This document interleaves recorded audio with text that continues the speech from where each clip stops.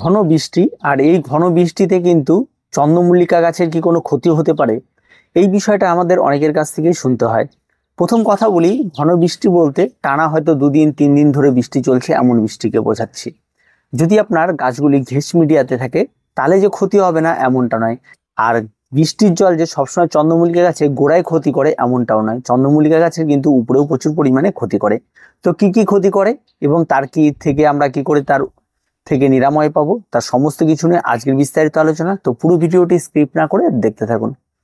প্রথমে বলি যা মাটির গাছ নিয়ে, যারা মাটিতে গাছ করছেন তারা এই ঘন বৃষ্টি যখন হয় তখন কি হয়, গাছের গোড়ায় যে মাটিগুলি থাকে সেই মাটিগুলিতে বৃষ্টি পড়ার সঙ্গে সঙ্গে সেই মাটিগুলি ছিটে উপরের দিকে গাছের পাতায় লেগে যায়। এই পাতায় যখনই গাছের পাতায় এই মাটিগুলি লেগে থাকে এবং তারপরেও যখন দীর্ঘ সময় বৃষ্টি হতেই থাকে, তাহলে এই মাটিগুলি এখানটা ইনফেকশন করে নিচের পাতাগুলিতে প্রথমত পচন ধরিয়ে দেয়। আর এই পচনটি আস্তে আস্তে আস্তে আস্তে নিচের থেকে উপরে তৈরি হয়, মানে একটা ফাঙ্গালের উত্তম জায়গা তৈরি হয় এবং আস্তে আস্তে আস্তে আস্তে গাছটিকে নষ্ট করে দেয়। এটা একটা বিষয় থাকে মাটির গাছের।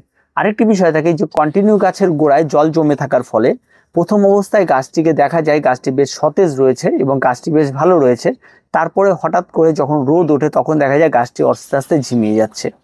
এটা হচ্ছে গাছের গোড়ায় জলটা কন্টিনিউ স্টে করে যাওয়ার ফলে গাছে করে কোন রকম বায়ু চলাচল না করায় গাছের যে নিচের যে রুটগুলো রয়েছে সেগুলি শ্বাসরুদ্ধ হয়ে নষ্ট হয়ে যায়, যার ফলে কিন্তু গাছটি যখনই রোদ উঠবে জল থাকবে না তখনই গাছটি ঝিমিয়ে যাবে। আর যতদিন বৃষ্টি হচ্ছে ততদিন কিন্তু এই বিষয়টা বোঝা যাবে না। এখন এই দুটো বিষয় হচ্ছে মাটির গাছের ক্ষেত্রে। আর তার জন্য আপনাকে যখনই বৃষ্টি চলে যাবে তখনই প্রথম যে কাজটি আপনাকে করতে হবে সেটা হচ্ছে গাছে অ্যান্টিফাঙ্গাল স্প্রে করে দিতে হবে। এবার অ্যান্টিফাঙ্গালটা কখন স্প্রে করে, যদি 2-1 ঘন্টাও সময় পেয়ে যান যে বৃষ্টি বন্ধ হয়েছে তাহলে সঙ্গে সঙ্গে সেটা আপনারা স্প্রে করে দিন, তাতেও গাছগুলো অনেকটা রেহাই পেয়ে যাবে। এবার কোন অ্যান্টিফাঙ্গাল স্প্রে করবো, আপনার এখানে ব্লাইটক্স স্প্রে করতে পারেন, সাপ স্প্রে করতে পারেন, বাজার চলিত যে কোনো অ্যান্টিফাঙ্গালই আপনারা স্প্রে করতে পারবেন, শুধু বলবেন যে পাতা পচা রোগটাকে যেন একটু নির্মূল করে। এই বিষয়টা গেল। এবার আসি যে গাছের উপরের থেকে বৃষ্টির ফলেও কিন্তু অনেক সময় দেখা যায় গাছের উপরের পাতাও কিন্তু পচতে শুরু করে। এবার উপরের পাতা কোনগুলি, যে পাতাগুলি দেখবেন অনেকটা পুরনো হয়ে রয়েছে সেই সমস্ত পাতাগুলি কিন্তু পচতে শুরু করে। এই বিষয়টা দেখা যাবে পুনে ভ্যারাইটির চন্দ্রমল্লিকা ক্ষেত্রে, কারণ পুনে ভ্যারাইটির গাছগুলি যেহেতু হাইটটা অনেকটা লম্বা হয় না, বেটে বেটে এই ধরনের গাছ হয়ে থাকে এবং তার জন্য কিন্তু সেই সমস্ত গাছে পুরনো যে পাতাগুলি থাকে সেই পাতাগুলি ওই ঠিক এই পাতার সঙ্গে এই পাতার সঙ্গে এই লেভেলেই থাকে, এই যে পুরনো পাতা, যার ফলে এই সমস্ত পাতাগুলি কি হয় খুব তাড়াতাড়ি তারা ইনফেক্টেড হয়ে যায় এবং তার থেকে কিন্তু এই সমস্ত গাছের পাতাগুলিতেও ছড়িয়ে দেওয়ার একটা প্রবণতা তৈরি হয়। তাই এই বিষয়টাও কিন্তু অবশ্যই আপনাদেরকে খেয়ালে রাখতে হবে এবং নজরে রাখতে হবে যেন একটা থেকে আরেকটা না ছড়ায়। যখন এই ধরনের কিছু দেখবেন সঙ্গে সঙ্গে সেই সমস্ত পাতাগুলিকে ছিঁড়ে পাতাগুলিকে আলাদা করে দিন। এটা হলো মাটির। এবার যাদের মাটির গোড়াতে অনেক সময় জল জমে গিয়ে এটা হচ্ছে, তারা কিন্তু অবশ্যই যখনই বৃষ্টি চলে যাবে গাছের গোড়ায় যেন জল না থাকে তার ড্রেনেজটা সঙ্গে সঙ্গে ক্লিয়ার করে দেবেন। আর গাছ লাগানোর আগেই সবসময় খেয়াল রাখবেন যেন ওয়েল ড্রেনেজ মাটিটা হয়, তাহলে কিন্তু এই সমস্যাগুলি হবে না। আর একটা সর্বশেষ বিষয় বলি, সেটা হচ্ছে যারা মাটিতে চন্দ্রমল্লিকা করছেন তাদের কিন্তু অবশ্যই একটা শেডের প্রয়োজন রয়েছে।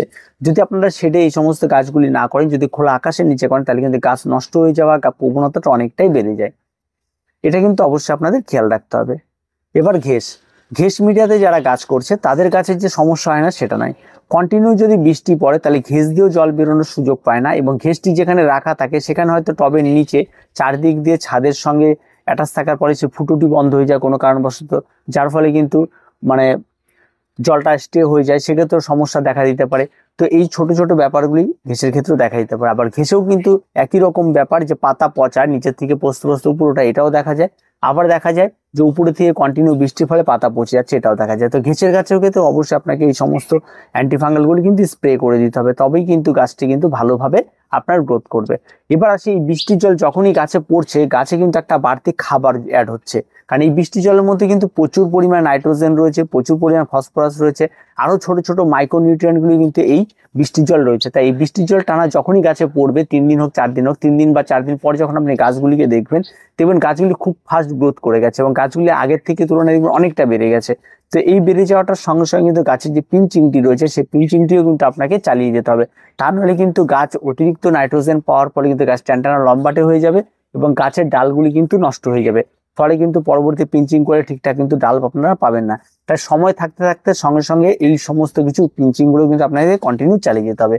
আর যাদের পুনে ভ্যারাইটি রয়েছে তাদেরও বলছি যে পিঞ্চিং কিন্তু মাস্ট করতেই হবে। পুনে ভ্যারাইটি হলেও আপনাকে করতে হবে, দেশি ভ্যারাইটি হলেও করতে হবে। পিঞ্চিংটা যদি না করেন তাহলে একটা সময় আসলে গাছের ডালগুলি স্টপ হয়ে যাবে, আর ওই পুরনো ডালগুলির মাথা থেকে যে ডালগুলি আর পিঞ্চিং করছে সেখান থেকে কিন্তু কড়ি চলে আসবে, আর কড়ি চলে আসলে কিন্তু আপনার সমস্ত খেলা বন্ধ হয়ে যাবে। তাই অবশ্যই আপনার চেষ্টা করবেন 2-4টে ডালে কড়ি আসলে কোনো ব্যাপার না, যদি আপনি পিঞ্চিংটা সময় মতো করেন তাহলে কিন্তু পুনে ভ্যারাইটিতে কড়িটা কিন্তু চট করে আসে না। এবার আরেকটি বিষয় রয়েছে যেটা এই ঘন বৃষ্টিতে, সেটা হচ্ছে গাছের খাবার।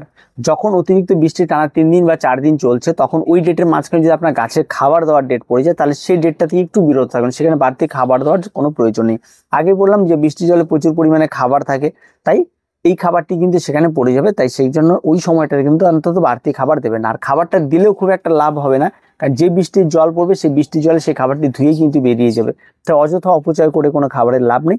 যখন বৃষ্টি কমে যাবে তখন আপনার নেক্সট ডেটে একটা দেবেন, একটা ডেট বাদ গেলে তেমন কোনো রকম ক্ষতি গাছের হবে না। তো এই জিনিসটা কিন্তু অবশ্যই খেয়াল রাখবেন। আরেকটি বিষয় রয়েছে, বৃষ্টির পরে আপনারা যেটা খেয়াল করবেন সেটা হচ্ছে গাছে একটা পোকার আক্রমণ করবে, সেটা হচ্ছে শুয়োপোকা। ছোট ছোট দেখবেন সবুজ শুয়োপোকার আক্রমণ ঘটে, আর এটা যখনই ঘটবে তখনই আপনাকে কিন্তু একটা পেস্টিসাইড স্প্রে করে দিতে হবে, এটাও কিন্তু আপনাকে নজরে রাখতে হবে। তো এই চন্দ্রমল্লিকা কিন্তু এই ঘন বৃষ্টিতে কিন্তু অনেকগুলি খেয়াল রাখতে হয়।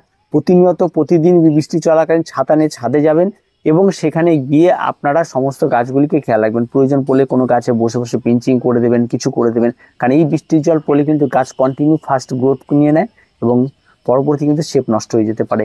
আর এই রোগ পোকামাকড়গুলি থেকেও কিন্তু আপনাদের কিন্তু খুব সাবধানে থাকতে হবে এই বৃষ্টির জল থেকে। আর বৃষ্টির জল কিন্তু যতটা পরিমাণ ক্ষতি করে তার চেয়ে অনেক বেশি উপকার করে। আর আপনি যে সমস্ত ক্ষতির কথা বললেন সেগুলি খুব মুষ্টিমেয়। যদি আপনি প্রথম অবস্থায় এগুলিকে মানে চোখ দিয়ে দেখে আপনি অ্যান্টিফাঙ্গাল বা কোনো কিছু স্প্রে করে দেন তাহলে এটা কোনো ব্যাপার না, ঠিক হয়ে যাবে। আর যদি আপনি দেখার পরেও কোনো কিছুই না করেন তাহলে আপনার গাছ নষ্ট হতে বাধ্য। তো অবশ্যই এই ছোট্ট টিপসগুলি আপনারা মেনে চলুন আর এই কাজগুলি করুন, দেখবেন আপনার চন্দ্রমল্লিকা কিন্তু এই প্রচণ্ড বর্ষাতেও কিন্তু খুব সুন্দরভাবে গ্রোথ নেবে। আর অতিরিক্ত বৃষ্টি হয়ে গেলে কিন্তু ঘেঁষে চন্দ্রমল্লিকাকেও কিন্তু সেটে নিয়ে আসতে হতে পারে।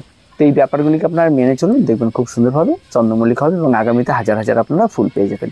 তো আর কিছু বলার নেই, আজকে ভিডিওটি এ পর্যন্তই। দেখা হবে পরবর্তী ভিডিওতে এবং প্রত্যেকের চ্যানেলটিকে সাবস্ক্রাইব করে রাখবেন এবং এই ধরনের ভিডিও আপনারা রোজ পেয়ে যাবেন।